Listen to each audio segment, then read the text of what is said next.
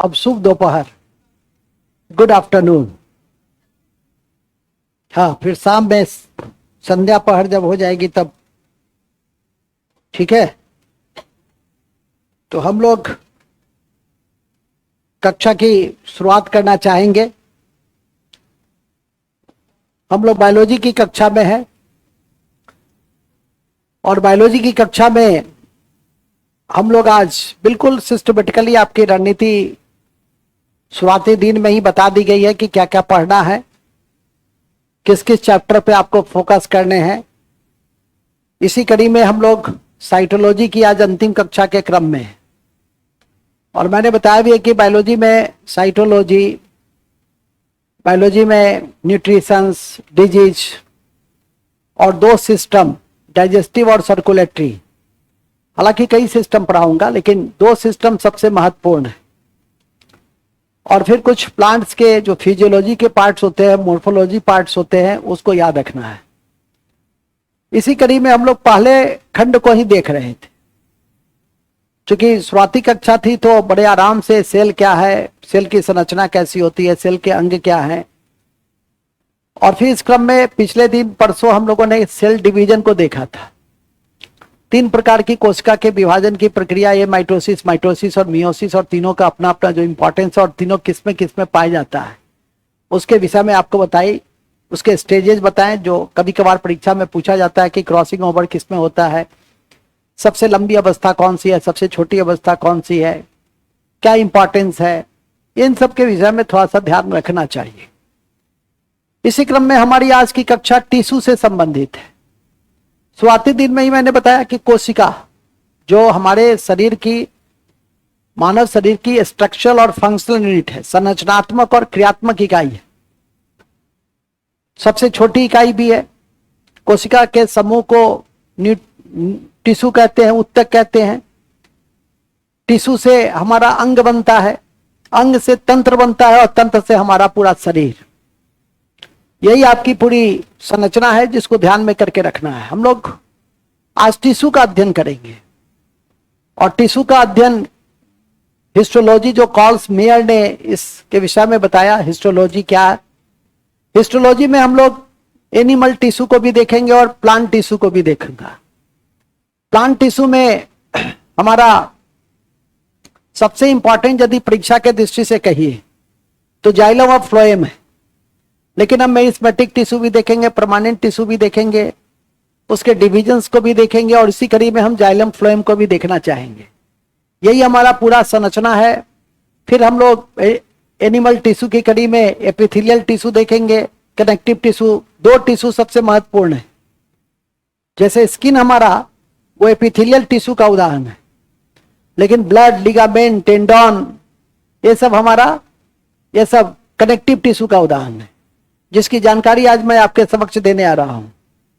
क्योंकि ब्लड के विषय में हम लोग सर्कुलेटरी सिस्टम में ही पूरा अध्ययन करना पसंद करेंगे, तो सिर्फ ब्लड में हम इतना भी लिख लें कि ब्लड क्या है, कैसी टिश्यू है, तो कनेक्टिव टिश्यू है, या ब्लड का पीएच 7.4 होता है। तो यदि इस कक्षा में आप इतना भी लिख लेते हैं तो काफी है, क्योंकि ब्लड का विस्तार से प्लाज्मा और ब्लड कार्पस्क्यूल्स, ब्लड ग्रुप्स और इन सब का विस्तार से अध्ययन आप सीधे तौर पर एक सिस्टम में करते हैं, जिस सिस्टम का नाम है सर्कुलेटरी सिस्टम, जिसमें हम लोग ब्लड, जिसमें हम लोग हार्ट, ब्लड वेसल और इन सब का हम लोग अध्ययन करना पसंद करते हैं। मतलब जहां जिसका जो रोल है, जहां स्थान है, उसी को हम लोग वहां देखना चाहेंगे।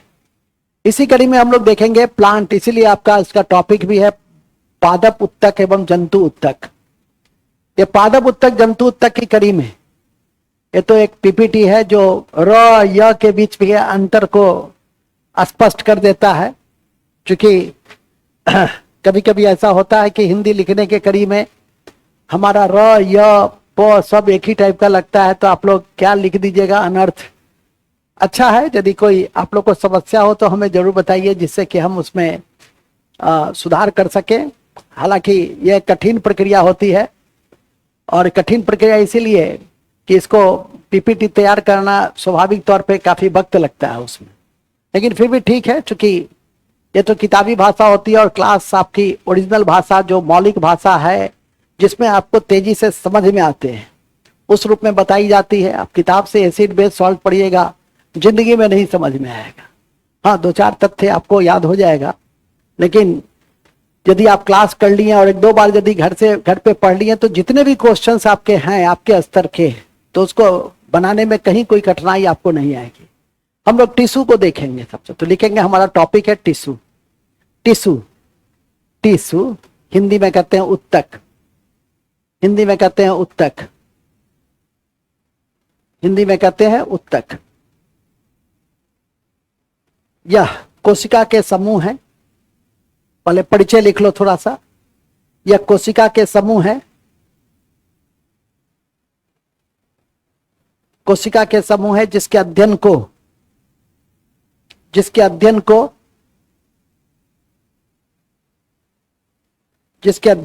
हिस्टोलॉजी कहते हैं, हिस्टोलॉजी कहते हैं, हिस्टोलॉजी कहते हैं, हिस्टोलॉजी कहते हैं जो किसी एक काम के लिए जिम्मेदार होता है, जो किसी एक काम के लिए जिम्मेदार होता है, जो किसी एक काम के लिए जिम्मेदार होता है। ठीक है, जो किसी एक काम के लिए जिम्मेदार होता है। क्लियर? अब आइए, इसके अध्ययन को लिख लिया है ना, हिस्टोलॉजी कहते हैं, नोट लिख दो। हिस्टोलॉजी की अवधारणा, हिस्टोलॉजी की अवधारणा सबसे पहले कार्ल मेयर ऑब्लिक मालफिगी ने दिया था। कार्ल मेयर ऑब्लिक मालफिगी ने दिया था। मालफिगी ने दिया था, मालफिगी ने दिया था। ठीक है, मालफिगी ने दिया था। किसने दिया था? कार्ल मेयर या जो विकल्प में हो। सर यदि दोनों दिया हो तो इसमें नहीं मिलेगा, तुम हमारी ओर देखो, सिर्फ ये सिर्फ प्रतीकात्मक है, य र प के लिए है, स्पेलिंग वगैरह शुद्ध रहे उसके लिए। कितनी बार मैंने कहा है, ठीक है कि नहीं, कि हमेशा किसी भी, ऐसा नहीं कहूंगा कि विज्ञान को, कोई भी सब्जेक्ट पढ़िए अपनी भाषा में पढ़िए। आप जिस भाषा में समझ रहे हैं पहले उसको एकदम तोड़ दीजिए, ठीक है कि नहीं, और तब देखिए कि कितनी जल्दी वो सब्जेक्ट तुम्हारे पकड़ में आ जाती है। नहीं तो किताबी भाषा तो देखते हो कितना कठिन है। किताबी भाषा यदि मैं देखने लगूंगा तो फिर अपनी भाषा क्या हो जाएगी, भूल जाऊंगा। ठीक है कि नहीं? फिलहाल तो अपने मौलिक, जिसमें तुमने विज्ञान को समझा है, हमेशा कहते भी हैं कि आप अधिकारी तभी बनिएगा जब आप चिंतन शैली का विकास कीजिएगा, विश्लेषण क्षमता को बढ़ाइएगा, मौलिकता से किसी चीज को आप जब समझने लगिएगा तो आप अधिकारी बनने के योग्य हो जाएंगे। नहीं तो जिस सेवा की आप तैयारी कर रहे हैं उसी के योग्य रहिएगा। और हमारी पूरी फोकस होती है कि आपके अंदर इस तरह की मानसिक क्षमता का विकास समय रहते हो जाए। मूल बिंदु पे आ जाइए। मूल बिंदु यह है कि जैसा कि मैंने अभी आपको बताया कि उत्तक क्या है, उत्तक के अध्ययन को क्या कहते हैं, यह आपने देखा। उत्तक 2 प्रकार के होते हैं, एक होता है प्लांट टिश्यू, एक होता है एनिमल टिश्यू। तो पहले तो प्लांट टिश्यू पढ़ ले हम लोग, तो लिखेंगे उत्तक के 2 प्रकार होते हैं। उत्तक के 2 प्रकार होते हैं। थोड़ा सा हम टिश्यू के 2 प्रकार होते हैं।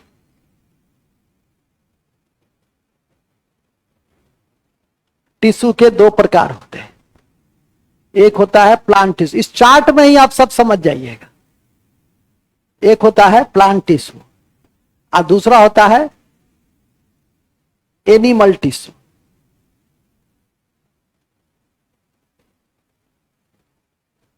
एनिमल टिश्यू के 4 प्रकार याद रखिए। एपिथेलियल,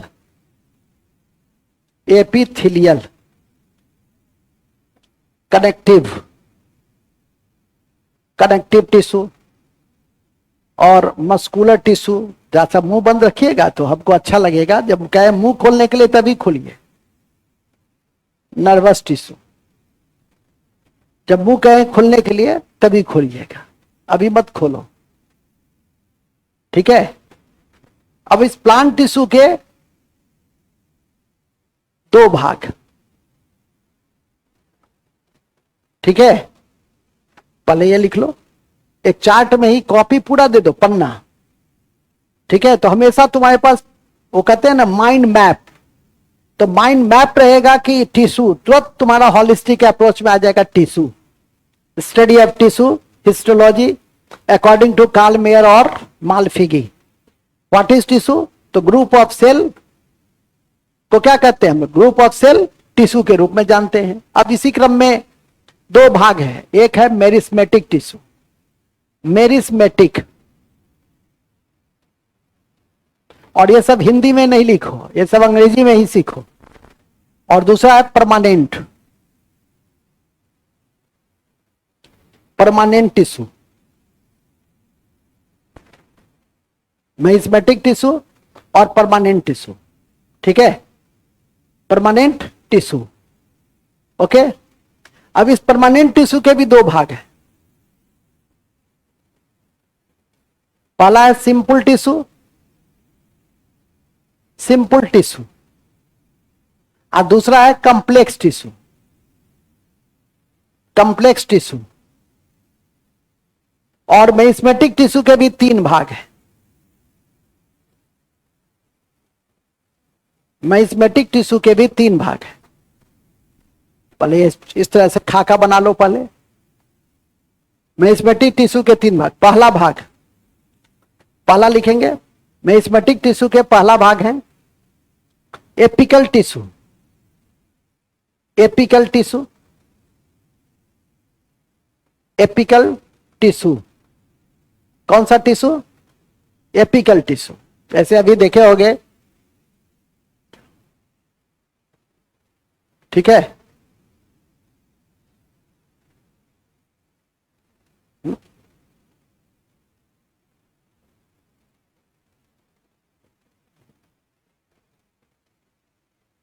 तो उसका दूसरा लिखिए एपिकल, एपिकल का हिंदी होता है, लिखेंगे एपिकल टिश्यू। दूसरा लिखिए, दूसरा लेटरल, एपिकल का हिंदी छोड़ दो, शीर्षस्थ होता है, शीर्षस्थ छोड़ दो तुम। दूसरा लिखो लेटरल टिश्यू, लेटरल मतलब सब में लिख देना है। जैसे अभी था ना जी, कहां गया, गायब हो गया। हाँ, यहां पे तुम क्या लिखे? एपिकल। तो एपिकल क्या है? Apical, apical meristematic, apical meristematic tissue. उसी तरह से lateral meristematic tissue, apical, apical लिख लो। इसका दूसरा लिख लो लेटरल। तीसरा लिख लो, तीसरा लिखिए लेटरल। तीसरा है इंटरकैलेरी, इंटरकैलेरी अंतर्वेशी, इंटरकैलेरी, इंटरकैलेरी हिंदी में तो अंतर्वेशी उसको कहते हैं, एमटी, ठीक है। Intercalary. तो पहला क्या है? एपिकल। दूसरा क्या है? लेटरल। तीसरा क्या है? Inter calorie. अब इस तीनों का क्या काम है इसको देख लेना है थोड़ा। तो लिखेंगे एपिकल का, लिखेंगे एपिकल टिश्यू का काम, यह पौधे के शीर्ष भाग में पाया जाता है, यह पौधे के शीर्ष भाग में पाया जाता है।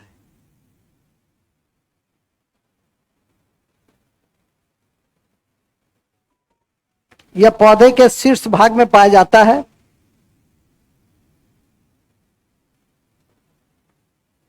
यह पौधे के शीर्ष भाग में पाया जाता है। अरे वहीं पे लिखेंगे, इसके नीचे, नहीं तो सब फिर गड़बड़ा जाएगा। यह पौधे के शीर्ष भाग में पाया जाता है। इसमें लंबाई में वृद्धि होती है, तो लिख देंगे लंबाई में वृद्धि। इसका संबंध किससे है? लेंथ से। हाँ, लेंथ से। इसका संबंध किससे है? लेंथ से। दूसरा है, दूसरा कौन सा टिश्यू है? लेटरल। लेटरल यह जड़ और तना के किनारे पाया जाता है। जड़ और तना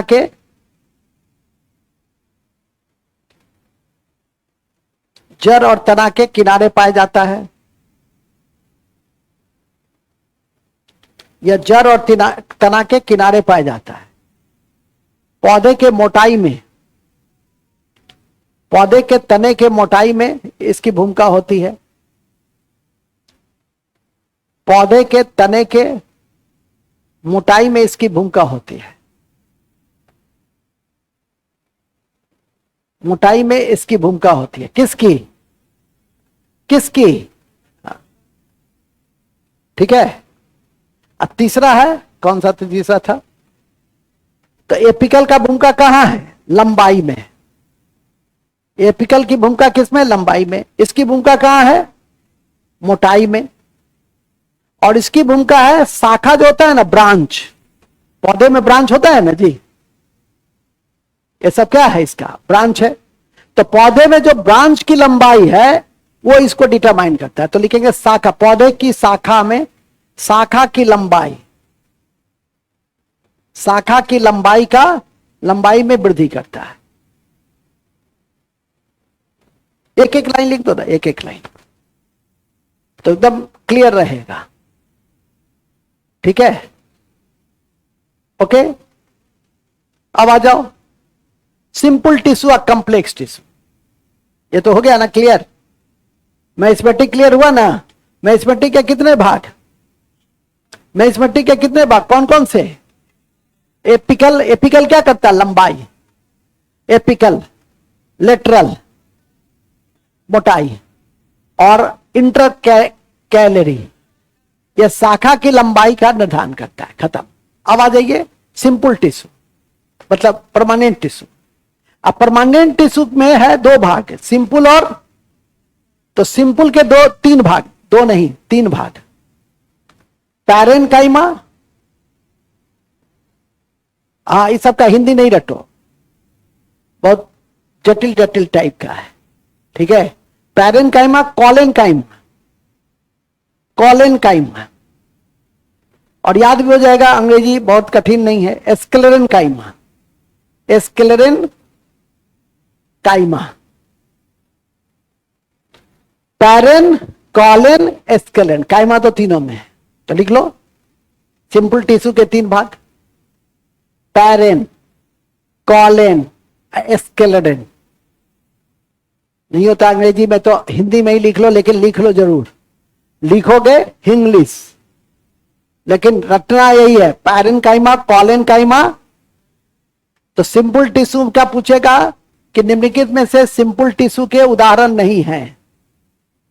ए पैरेनकाइमा, दो जाइलम,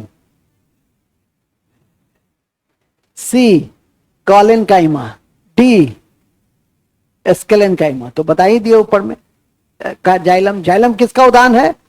कॉम्प्लेक्स का जाइलम है, और दूसरा है फ्लोएम।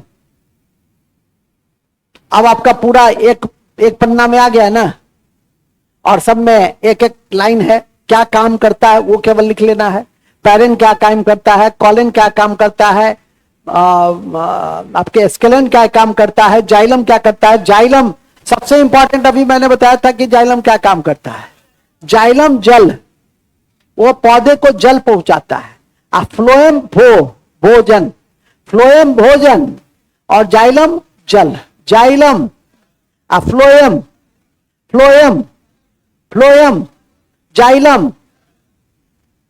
तो पहले यहां पर यही लिख लो, यह पौधे को जल पहुंचाता है, क्योंकि सबसे इंपॉर्टेंट लाइन है। बेकार के दिमाग में अभी कोई बात रखोगे तो तुम लोग कितना विद्वान है, या हमसे छुपा हुआ नहीं है, तुम लोग भारी विद्वान है, मूर्धन्य जिसको कहते हैं। ठीक है कि नहीं? तो पौधे में जल पहुंचाता है, जल। तो जल मतलब जाइलम, जल मतलब जो एकदम फिक्स क्वेश्चन है, आएगा ही वही। अब मारोगे जो कहीं जो भ कर तब तो सत्यानाश। ठीक है, फ्लोएम ये भोजन पहुंचाता है, ये क्या करता है? भोजन पहुंचाता है। इसका क्या काम है? भोजन पहुंचाने का। क्या काम है इसका? भोजन। भो भो अभी नहीं कहना सब वो है भो, फुप्पा जी वाला फो आप लिखा रहे हैं भो, भो कुत्ता वाला भो भो नहीं, इतना अकल नहीं लगाना है। भाव है ना जी, भो भो नहीं, भाव देखो भाव, ठीक है? तो भाव से तुम पकड़ लोगे फ्लोएम भोजन, फ्लोएम जाइलम जल। अब इस तीनों का काम देखोगे, ठीक है कि नहीं? इस तीनों का क्या काम है? तो लिखेंगे इस तीनों का काम। सबसे पहला पैरेन्काइमा का काम, पहला लिखो पैरेन्काइमा का काम। इसका मुख्य काम भोजन के संग्रहण वाले भाग में, यह ऐसे लिखो, यह भोजन के संग्रह वाले भाग में पाया जाता है। भोजन के संग्रह वाले भाग में पाया जाता है, जैसे आलू मूली भोजन के संग्रह वाले भाग में पाया जाता है। भोजन के संग्रह वाले भाग में पाया जाता है। कौन? पैरेन्काइमा। नेक्स्ट दूसरा है कॉलेनकाइमा। लिखेंगे कॉलेनकाइमा, नाम से ही स्पष्ट है। कॉलेन, कॉलेन में सेलुलोज का जमा होता है। लिखेंगे इसमें सेलुलोज का जमा होता है, इसमें सेलुलोज का जमा होता है। सेलुलोज मतलब कार्बोहाइड्रेट। सेलुलोज का जमा होता है जिससे सेल वॉल मोटी हो जाती है, जिससे सेल वॉल मोटी हो जाती है। कौन मोटी हो जाती है? ठीक है, जिससे सेल वॉल मोटी हो जाती है, जिससे सेल वॉल मोटी हो जाती है। अब एक पाए किस में जाता है? तो लिखेंगे यह एंजियोस्पर्म। एंजियोस्पर्म में बताएंगे आम कटहल, लिखेंगे एंजियोस्पर्म, आम कटहल जामुन धान आता है। एंजियोस्पर्म बताएंगे सब, प्लांट का फिर क्लासिफिकेशन जब मॉर्फोलॉजी पढ़ाएंगे तब। एंजियोस्पर्म जैसे आम कटहल धान, आम कटहल धान जामुन। एंजियोस्पर्म आम कटहल धान जामुन एवं दो बीज पत्र द्विबीजपत्र के तना में पाया जाता है। द्विबीजपत्र के तना में पाया जाता है। द्विबीजपत्र के तना में पाया जाता है। कौन पाया जाता है? डाइकोट, डाइकोटिलेंडस उसको कहते हैं। मोनोकोटिलेंडस और डाइकोटिल। अभी जहां हम उधर मुड़ेंगे तो पूरा फिर हो जाएगा प्लांट का क्लासिफिकेशन, तो हम विषय से विषांतर हो जाएंगे। इसलिए अभी हमको स्ट्रिक्ट रहना है। कहां कि पाया किस में जाता है? एंजियोस्पर्म में और डाइकोटिलेंडस। बस अभी इतना ही याद रखो। अब तीसरा है स्क्लेरेनकाइमा। तो लिखेंगे स्क्लेरेनकाइमा, लंबी पतली होती है, लंबी पतली नुकीली होती है। ये जो उत्तक है ये कैसा होता है? लंबी पतली और नुकीली, लंबी पतली और नुकीली होती है, नुकीली होती है। और इसके सेल वॉल पर लिग्निन का जमाव होता है। लिग्निन, लिगुनिन, इसके सेल वॉल पर लिगुलिन का जमाव होता है। ल्यूगिलिन का जमाव होता है और यह पौधे को सुरक्षा देता है, और यह पौधे को सुरक्षा देता है। और यह क्या करता है? यह पौधे को किसके कारण? लिग्निन के कारण पौधे को सुरक्षा देता है, पौधे को सुरक्षा देता है। कौन सुरक्षा देता है? स्क्लेरेनकाइमा। कौन सुरक्षा देता है? स्क्लेरेनकाइमा। टिक लगा दो उस पर। यह पौधे को सुरक्षा देता है। ठीक है, चलिए नेक्स्ट। अब आ जाइए कंप्लेक्स टिश्यू। कंप्लेक्स टिश्यू क्या है? जाइलम और, तो जाइलम और फ्लोएम में पौधे जल, पौधे में क्या करता है? इसका क्या काम है? तो लिख लीजिए ना, लिखिए इसको। पौधे में जल पहुंचाता है, और फ्लोएम भोजन पहुंचाता है। तो इस तरह से आपका ये प्लांट टिश्यू क्या हो गया, केवल शब्द का है, शब्द तो याद करना पड़ेगा। शब्द में क्या, सबसे पहले क्या है, प्लांट टिश्यू दो भाग में बटे हुए हैं, पहला मेरिस्मेटिक, दूसरा परमानेंट। मेरिस्मेटिक के तीन भाग है, एपिकल, लेटरल, इंटरकैलरी। तीनों का भूमिका अलग अलग है। जैसे एपिकल लंबाई, ये मोटाई, इंटरकैलरी शाखा की लंबाई। इतना तीन शब्द याद रख लो बस। सिंपल परमानेंट टिश्यू दो भाग में बटे हुए, एक सिंपल, दूसरा कॉम्प्लेक्स। सिंपल के तीन भाग, पैरेन, कॉलन, स्क्लेरम। इसमें पौधे को जो सुरक्षा देता है ये स्क्लेरम देता है। ये पैरेन क्या है, भोजन संग्रह के रूप में रहता है। ये सेलुलोज, इसके सेल वाल पे सेलुलोज का जमा होता है इसलिए मोटा होता है, और यह पौधे को सुरक्षा प्रदान करता है। यही इसके मेन थीम है। कॉम्प्लेक्स टिश्यू के दो भाग, एक जाइलम और दूसरा फ्लोएम। जाइलम जल पहुंचाता है, फ्लोएम खत्म। और अब आइए एपिथेलियल टिश्यू। एपिथेलियल टिश्यू का सबसे अच्छा उदाहरण है स्किन। एनिमल, अब लिखो एनिमल टिश्यू, पर आप चेंज करो, अब इसको लिख सकते हो, या टिश्यू को यदि तुमने एक में लिखा है तो ठीक है। तो पहले आप लिखो epithelial tissue. Epithelial tissue, epithelial tissue उदाहरण लिख लो पहले। स्किन, स्किन शरीर के बाहर और शरीर के अंदर म्यूकस मेम्ब्रेन पाई जाती। इसका उदाहरण क्या है, mucous membrane. Mucous membrane, mucous membrane पाया जाता है शरीर के अंदर, और यह पाया जाता है बाहर। स्किन कहां पाया जाता है, और म्यूकस मेम्ब्रेन कहां पाया जाता है, अंदर पाया जाता है। ठीक है, म्यूकस मेम्ब्रेन। और म्यूकस मेम्ब्रेन का उससे पूछते हुए ही नहीं आज, और तो कोई बायोलॉजी में बताने योग्य है नहीं कि म्यूकस मेम्ब्रेन का दूसरा नाम क्या है। म्यूकस मेम्ब्रेन का दूसरा नाम है प्रीटोनियम। प्रीटोनियम, म्यूकस मेम्ब्रेन का दूसरा नाम है प्रीटोनियम।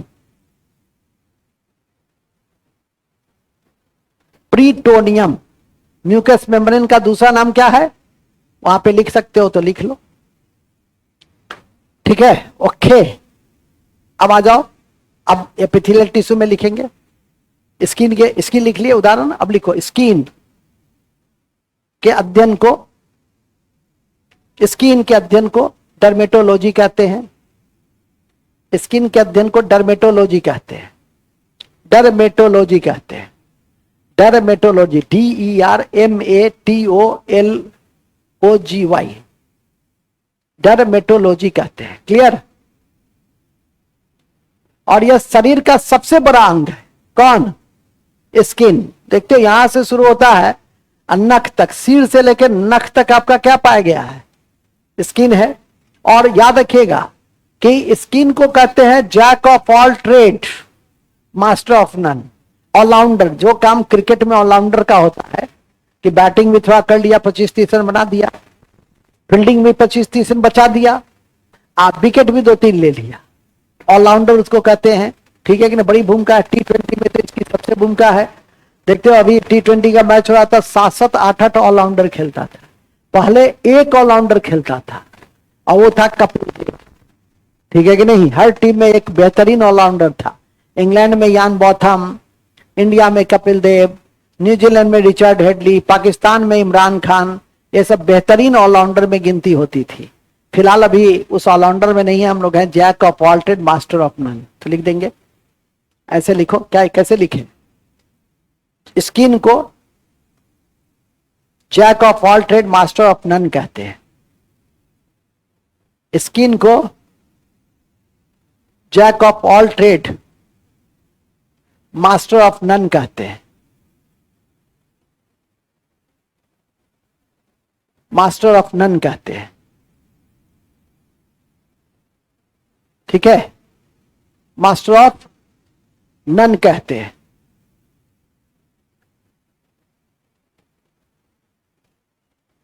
स्किन को क्या कहते हैं, jack of all trade, master of none के नाम से हम इसको जानते हैं। ठीक है, फिर लिखिए, अति महत्वपूर्ण है कि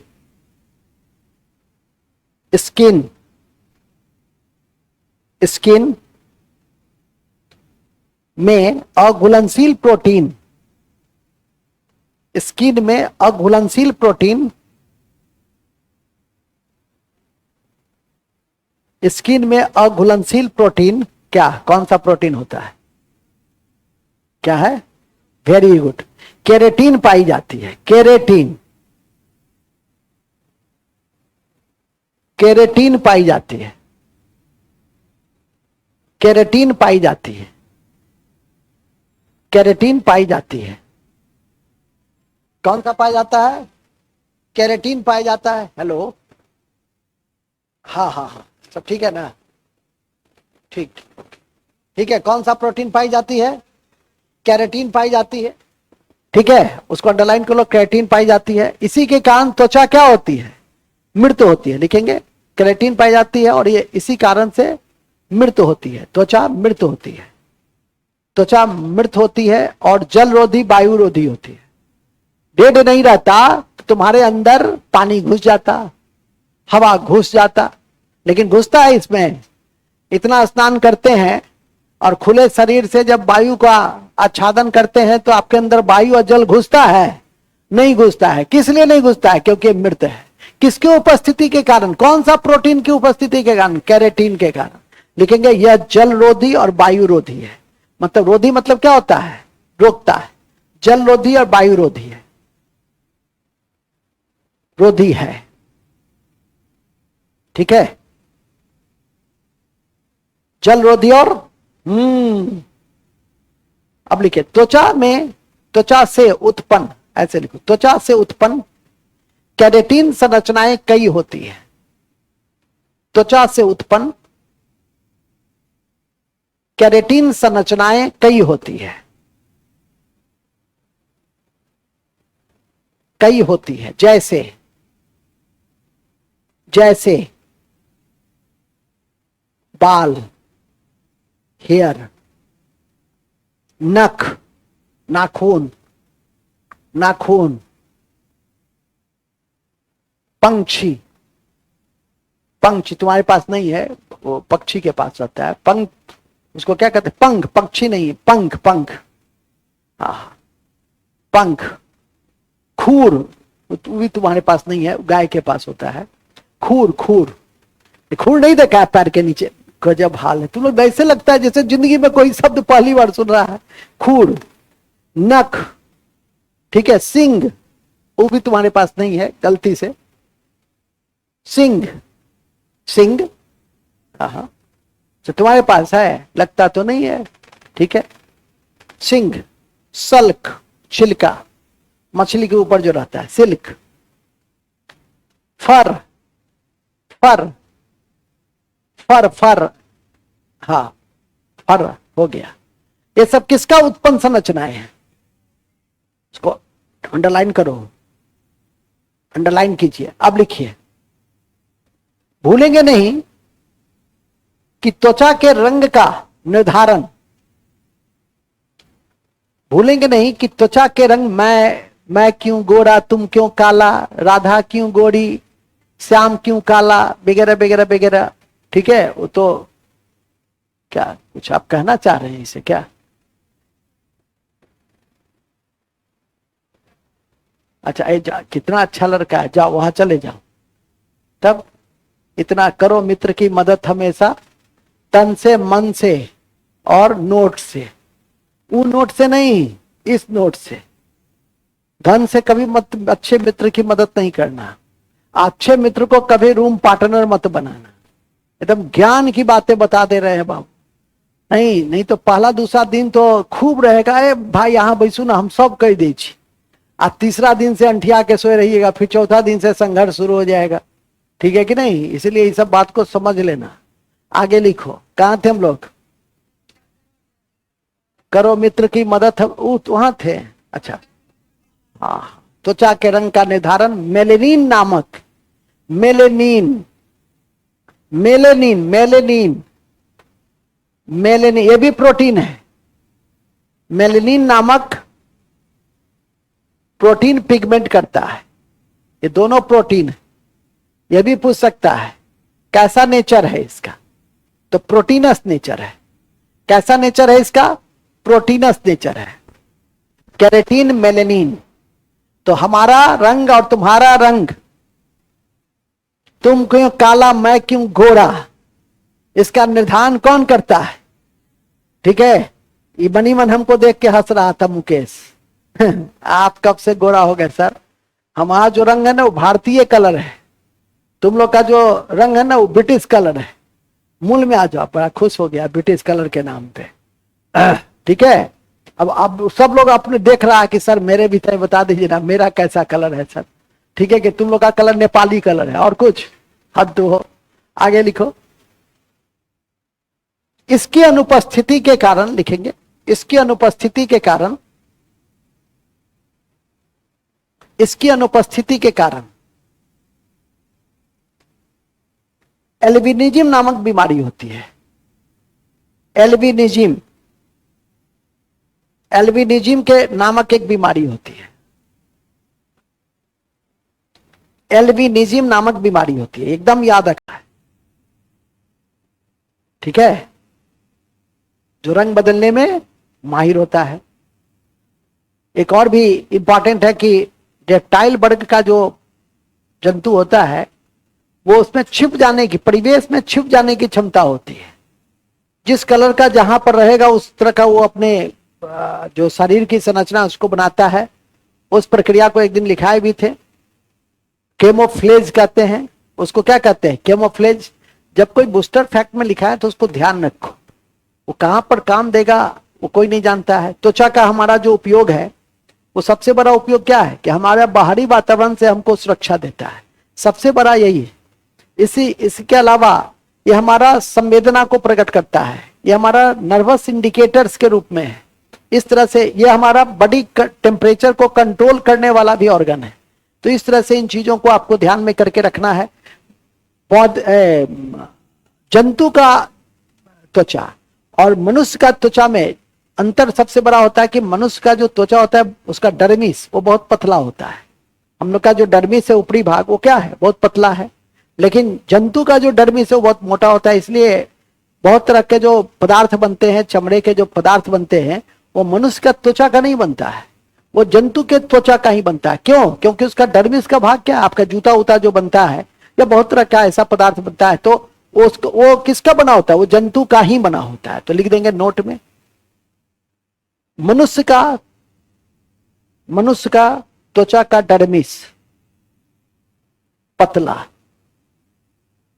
मनुष्य के त्वचा का डर्मिस, त्वचा स्किन का डर्मिस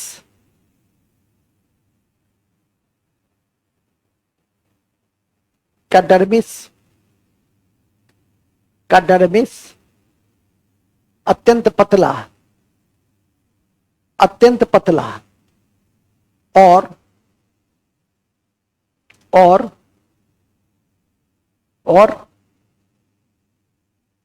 जंतु का डर्मिस अत्यंत मोटा होता है, और जंतु का डर्मिस अत्यंत मोटा होता है। जंतु का डर्मिस अत्यंत मोटा होता है। ठीक है, ओके। चलिए अब काम लिख लीजिए। काम लिखिए। त्वचा का क्या काम है? लिख दो, तापमान नियंत्रण में, तापमान नियंत्रण में,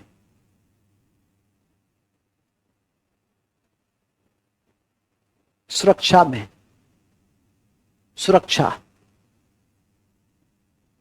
में। ठीक है, एक दूसरे को आकर्षित करने में। एक फेरोमोन हार्मोन होता है जिससे एक मनुष्य दूसरे मनुष्य के प्रति जो आकर्षण होता है वो उस हार्मोन के सिक्रीशन से होता है। ठीक है, तो फेरोमोन हार्मोन के सिक्रीशन, तो उसमें एक ऐसे लिख दो, एक दूसरे के आकर्षण में भी त्वचा की भूमिका होती है। एक जैसे तुम ही बैठते होगे तो तुम उसके साथ ही बैठना पसंद करते होगे। क्यों? कि दोनों का एक दूसरे का शरीर का सुगंध या दुर्गंध रहेगा तो भाग जाओगे पीछे, सुगंध रहेगा तो आगे बैठ जाओगे। नहीं होता है ना किसी खास के साथ तुम्हारा लगाव जो होता है वो उसी के कारण से होता है, नहीं तो है वो बहुत महकता है। 3 दिन से स्नान नहीं किया है। त्वचा में दुर्गंध इसलिए भी पाई जाती है। अब हर आदमी एक दूसरे को मत देखा करो कि तुम नहाई हो, तुम नहाए हो। सर हम तो अकेले बैठते हैं, ठीक है कि नहीं? तुम अकेले नहीं बैठती हो, तुम 3 शेरनी के साथ बैठती हो। उसमें 2 शेरनी आज क्या है, गायब है। हालांकि उस शेरनी कम चूहिया ज्यादा लगती है। वो सब अब सब बात कह नहीं देना उसको कि जानती हो आज सर तुमको चूहिया कर है, सुन रही है। ओ माय गॉड, अच्छा नहीं शेरनी है। अरे शेरनी तो शेरनी ही रहेगी। हद है, शेरनी कभी चूहिया हो सकती है? कभी नहीं हो सकती है। चलो आगे चलो, नेक्स्ट। ठीक है, ओके। पहले ना कह देती तुम, हद हो। ठीक है, कितना दुख उसको पहुंचा होगा कि सर हमको चूहिया कर रहे हैं। नहीं, खैर चलिए ठीक है। आज यदि दुखी लगे तो मैं क्या कर सकता हूँ। ठीक है, अब जो मुंह से निकल गया तो मुंह से निकल गया, बात खत्म हो गई। तो जैसा कि मैंने अभी आपसे बताया कि ये त्वचा के काम है।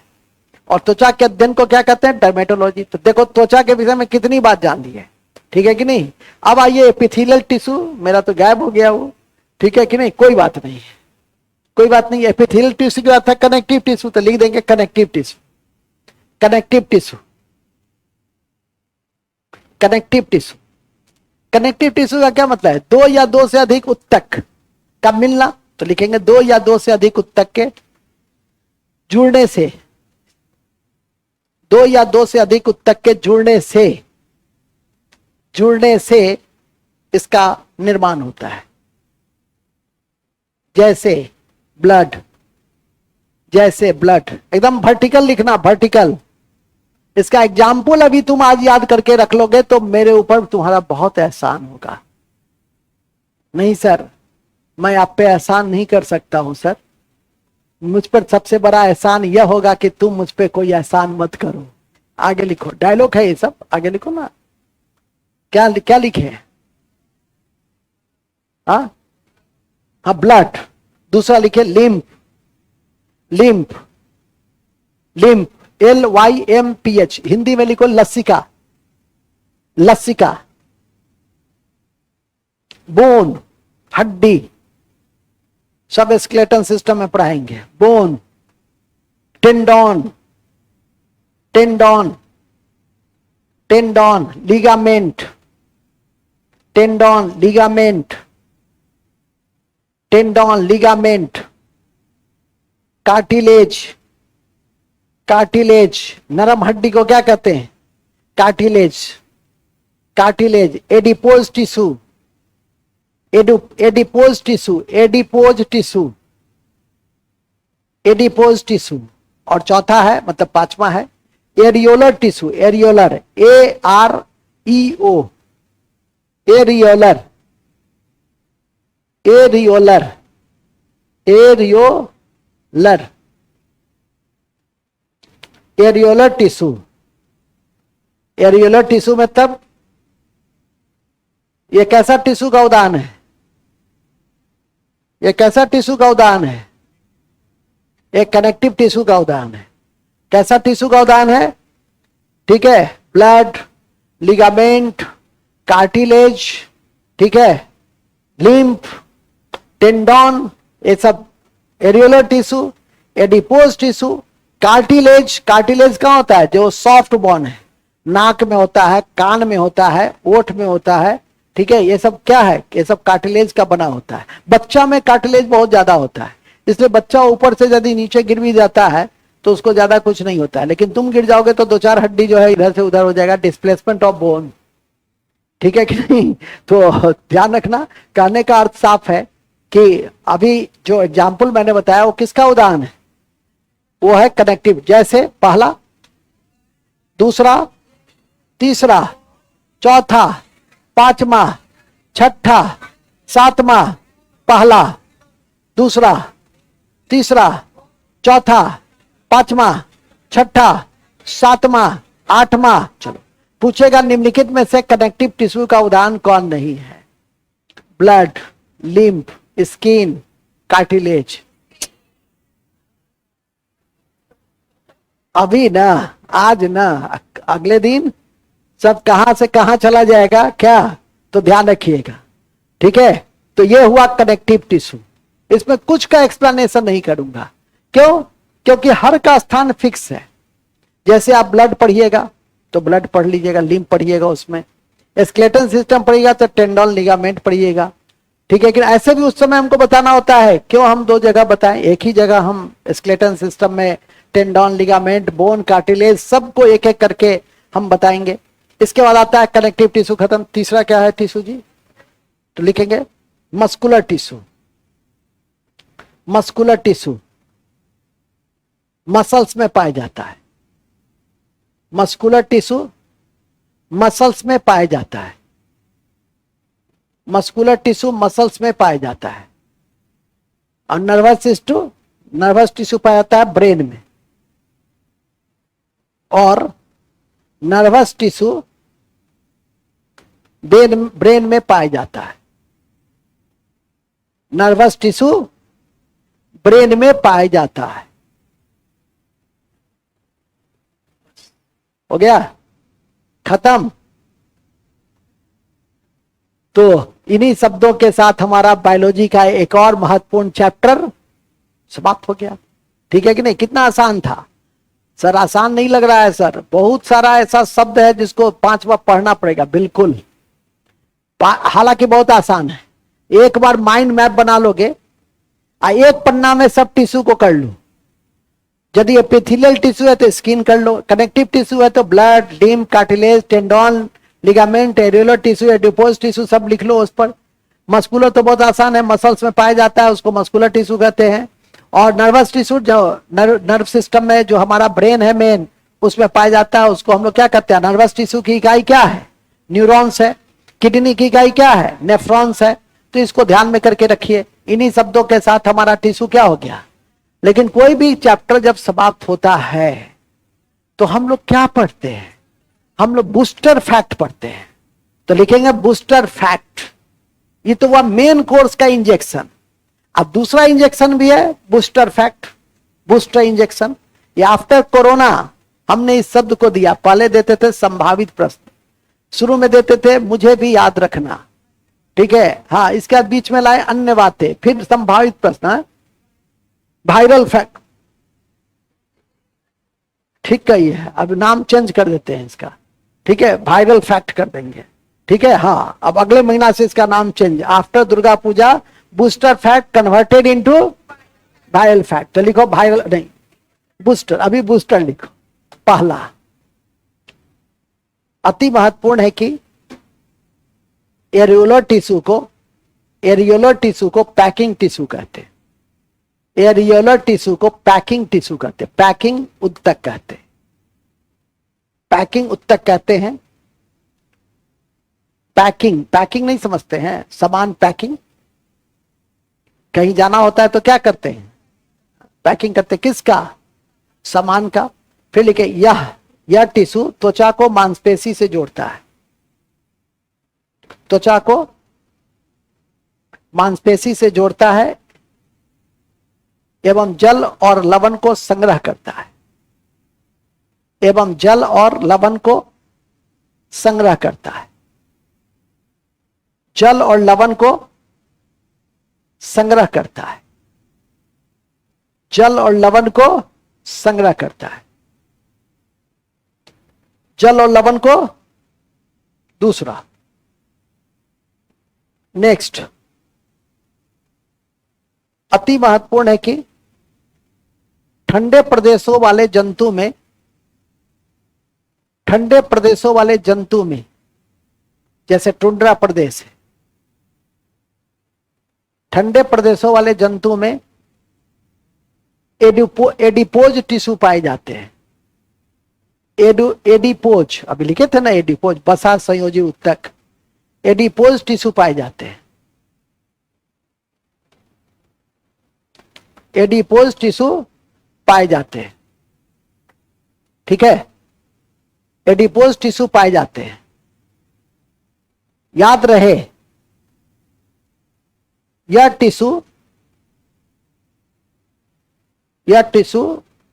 ठंड से रक्षा करता है। ठंड से रक्षा करता है। यह टिश्यू ठंड से रक्षा करता है। Next, tendon. Tendon collagen collagen collagen protein का बना होता है। टेंडन कोलेजन प्रोटीन का बना होता है। कोलेजन प्रोटीन का बना होता है। कोलेजन COLLAGEN कोलेजन प्रोटीन का बना होता है। और आपके मांसपेशी में आप उठे और खिंचाव आ जाता है, जिसको कहते हैं ना स्ट्रेन हो गया। क्योंकि सबसे पहले तो यह जान लो कि टेंडन किससे किसको जोड़ता है, तो मांसपेशी को हड्डी से जोड़ता है, यह याद रखना। और स्ट्रेन जो होता है वो टेंडन में होता है। इसीलिए हम लोग क्या करते हैं, वो सब जो स्प्रे वगैरह करते हैं, तो यदि स्ट्रेन हो गया तो खिंचाव से पेन होगा तो उसको दूर करने में हम लोग स्प्रे का इस्तेमाल करते हैं। तो पहले लिख लो, टेंडन में यह मांसपेशी को त्वचा से सॉरी, यह गलती हो गई, नहीं क्षमा कर दो, 4 बार पढ़ी हो। अब मैं तो सुबह से बोल ही रहा, अब कोई मेरे अंदर आर्टिफिशियल इंटेलिजेंस नहीं लगा हुआ है, ठीक है। हमारे अंदर क्या है, नेचुरल इंटेलिजेंस है। आर्टिफिशियल इंटेलिजेंस तो है नहीं कि बटन दाबे और एकदम नहीं, मिस्टेक नहीं होगा। क्या लिखे, मांसपेशी को अस्थि से जोड़ता है, मांसपेशी को बोन से जोड़ता है। लिगामेंट में इलास्टिन प्रोटीन पाई जाती है जो पीला कलर का होता है। कोलेजन किस कलर का होता है, वेरी गुड, कोलेजन व्हाइट होता है, याद रखिएगा, वहां पे कहीं पे लिख लो व्हाइट। कोलेजन व्हाइट होता है, कोलेजन व्हाइट होता है, जबकि इलास्टिन पीला, इलास्टिन पीला होता है, ठीक है। और सुन लो, ये बोन से बोन को जोड़ता है। लिगामेंट किससे किसको जोड़ता है, B to B, bone to bone. बीबी लाल भुला गए यदि, नहीं भुला गए यदि, तब बीबी लाल याद रहेगा ना, बीबी ला, ये भी याद कर सकते हो। हाँ, बीबी ली, बीबी लिगामेंट, ली या बीबी ला, तो बीबी ला, बीबी ला, तो क्या ला, बीबी ला, बी वे मतलब B bone, bone to bone ligament, bone to bone. और इसमें कौन सा प्रोटीन जो पीला कलर का होता है, इलास्टिन। और सुन लो, खिंचाव होता है टेंडन में। अब मोच होता है, मोच होता है ना, मोच आ गया, ठीक है कि नहीं। अब मोच होता है लिगामेंट में, तो लिखेंगे मोच आना, मोच, मोच का इस इंग्लिश में, वेरी गुड, स्प्रे बड़ा तेज है, sprain, SPRAIN, very good, sprain, मोच आना, हाँ उसका अंग्रेजी होता है ब्रैकेट में लिखो स्प्रेन। मोच आना लिगामेंट में खिंचाव से होता है, लिगामेंट में खिंचाव से, या हड्डी के मुड़ने से, मुड़ गया, चल रहे हो तुम लोग का तो अब ढंगा है, जैसे मिथिला में कहते हैं ना, ये अब ढंगा है, तो चल रहा है अपना ऐसा ऐसा करके चल रहा है। अभी मैं देख रहा था कि पानी गिरा हुआ है, एक लड़का एक सीढ़ी से तीसरा सीढ़ी पे चला, अरे फिसलेगा तो खामखा जीव, इतना शौक है अपने आप को बलिदान देने का, तो सेना के पास कुछ ऐसे जवानों की कमी है, चले जाओ सेना में, ठीक है कि देश भी याद करेगा। ये सीढ़ी से गिर करके 2 महीना बैठा रहेगा घर पे, कितना खराब लगेगा। इसलिए आराम से, जब बारिश उरिश रहे तो एकदम आराम से ऊपर चढ़ो, आराम से नीचे उतरो, ठीक है कि नहीं, उसमें हुल्ले रे मत करो, ठीक है। आगे लिखो, क्या लिखे, क्या ना, मोछ आना, तो तुम लिखिए मोछ आना। अच्छा अच्छा, तो आज कोई बात नहीं, हम समझ रहे हैं ना, भगवान तो भाव के भूखे होते हैं, हम समझ गए ना कि मोछ लिखी हो, मोछ लिखी हो, चलिए ठीक है।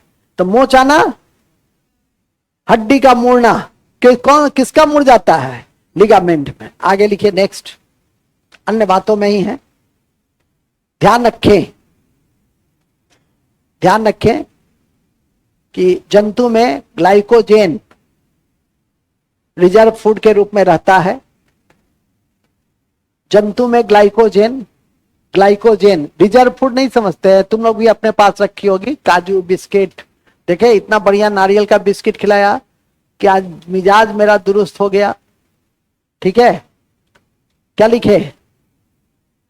हाँ हाँ, मनुष्य में या जंतु में भोजन संग्राहक के रूप में क्या रहता है? ग्लाइकोजन।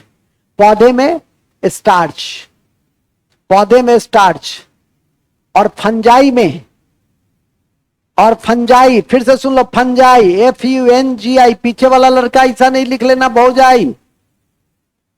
फंजाई FUNGI, फंजाई में भोजन संग्रह के रूप में रहता है ग्लाइकोजेन। क्या रहता है? ग्लाइकोजेन, ग्लाइकोजेन रहता है।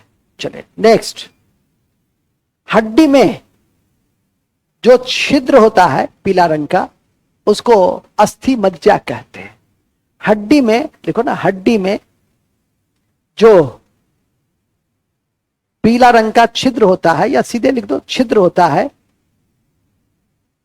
छिद्र होता है, उसे अस्थि मज्जा कहते हैं, उसे अस्थि मज्जा कहते हैं, उसे अस्थि मज्जा कहते हैं। ठीक है, हमारे आरबीसी के निर्माण में और हाँ प्लेटलेट्स के निर्माण में इस बोन मैरो की बड़ी भूमिका होती है। ठीक है, लिख देना एक लाइन, आरबीसी और प्लेटलेट्स के निर्माण में, आरबीसी और प्लेटलेट्स के निर्माण में, आरबीसी और प्लेटलेट्स के निर्माण में, प्लेटलेट्स के निर्माण में, प्लेटलेट्स के निर्माण में इसकी बड़ी भूमिका होती है।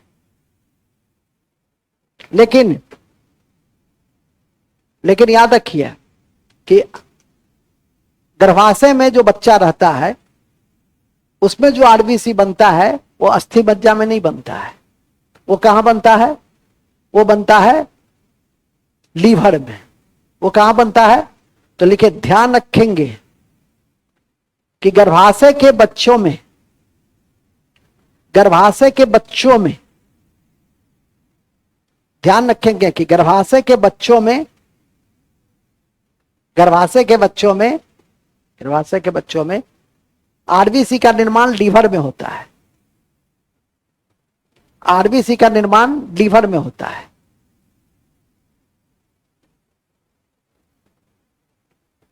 इसलिए एक बार क्वेश्चन भी पूछा हुआ है कि निम्नलिखित में से नवजात शिशु में कम मात्रा में कौन सा पदार्थ होता है? ठीक है कि नहीं?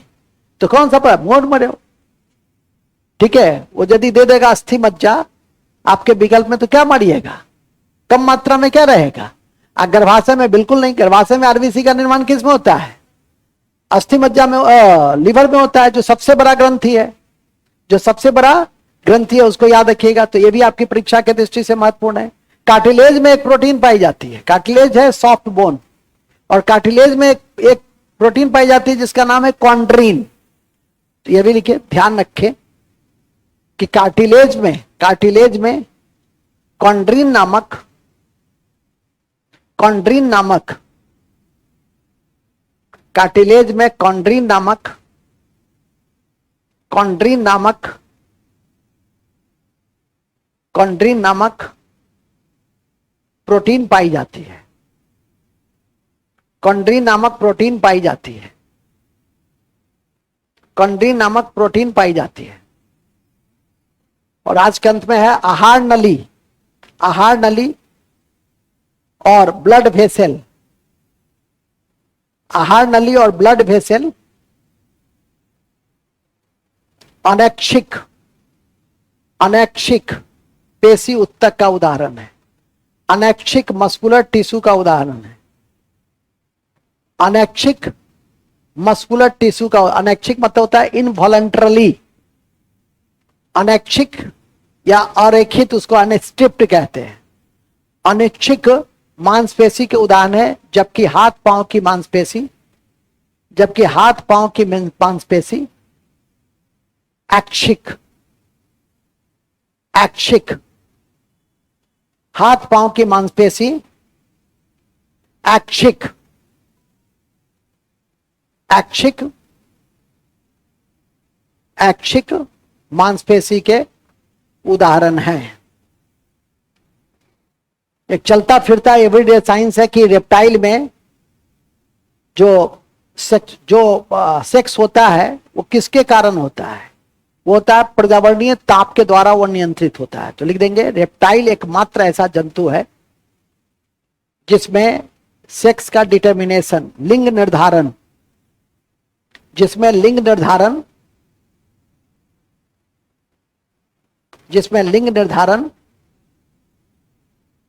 निर्धारण पर्यावरणीय ताप के द्वारा होता है। पर्यावरणीय ताप के द्वारा होता है। पर्यावरणीय ताप के द्वारा होता है। जैसे मनुष्य में होता है ना कि लिंग का निर्धारण निषेचन के समय होता है, फर्टिलाइजेशन के समय होता है, XY क्रोमोसोम की उपस्थिति बहुत महत्वपूर्ण होती है। लेकिन यहां मनुष्य की नहीं बात कर रहा हूं, यहां रेप्टाइल की बात कर रहा हूं। रेप्टाइल का अधिक टेम्परेचर में यदि वो सेक्स करता है तो वो हो जाता है मादा, और कम टेम्परेचर में करेगा तो हो जाएगा नर। तो इतना क्यों लिखेंगे? कोई ऐसा थोड़ी है कि पूछेगा 35 डिग्री पे यदि होगा तो क्या हो। आपको सिर्फ यह याद रखना है कि किस जंतु में लिंग निर्धारण में पर्यावरणीय ताप की महत्वपूर्ण भूमिका होती है। तो किसमें? रेप्टाइल में। किसमें? रेप्टाइल में। बस इन्हीं शब्दों के साथ हम आज के इस कक्षा की समाप्ति की घोषणा करते हैं और ले चलते हैं 10 करंट की ओर। लास्ट में, अरे पूरा तो गीत गाने देना है तो लिख देंगे करंट। करंट 10 करंट, ज्यादा नहीं, वादा रहा, वादा रहा। 10 करंट की ओर टॉपिक है। अच्छा 5 कर दें, चलो 10 करंट की ओर। सबसे पहला आज का पेपर का है, नारी सुरक्षा परियोजना शुरू करने वाला बिहार देश का तीसरा राज्य है। नारी सुरक्षा, आज पेपर में ही पढ़े होंगे, नारी सुरक्षा परियोजना, नारी सुरक्षा परियोजना